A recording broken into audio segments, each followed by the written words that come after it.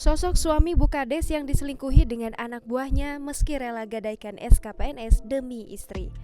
Meski sudah berkorban gadaikan SKPNS demi istrinya, nyatanya ia masih saja diselingkuhi istri dengan anak buahnya.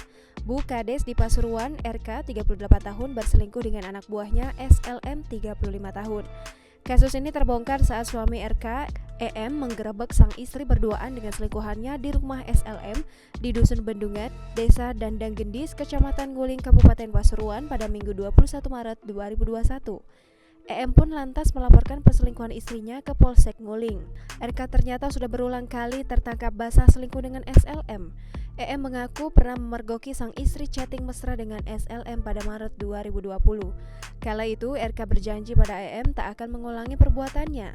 Namun, EM kembali memergoki RK chatting mesra dengan SLM beberapa bulan kemudian. Saat itu, RM dan EK sudah pisah ranjang selama 6 bulan. Melihat sikap istrinya yang tak berubah, EM pun melaporkan ke Polsek Nguling dan difasilitasi untuk mediasi. Sayang, saat mediasi, RK tak diberi sanksi lantaran bukti yang ditemukan belum kuat. EM pun mengaku menerimanya dengan lapang dada meski merasa kecewa. Mengutip Tribun Jatim, EM ternyata sudah berkorban banyak demi RK. Saat RK maju pemilihan Kepala Desa Nguling, EM menggadaikan SKPNS-nya sebagai bentuk dukungan. Diketahui EM bekerja sebagai staf di SMP Negeri 3 Nguling. SKPNS tersebut digunakan EM untuk mengajukan pinjaman pada bank sebesar Rp150 juta.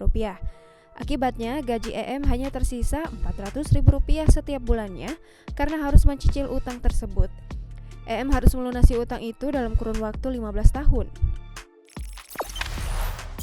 Jangan lupa subscribe, share, komen, dan like ya!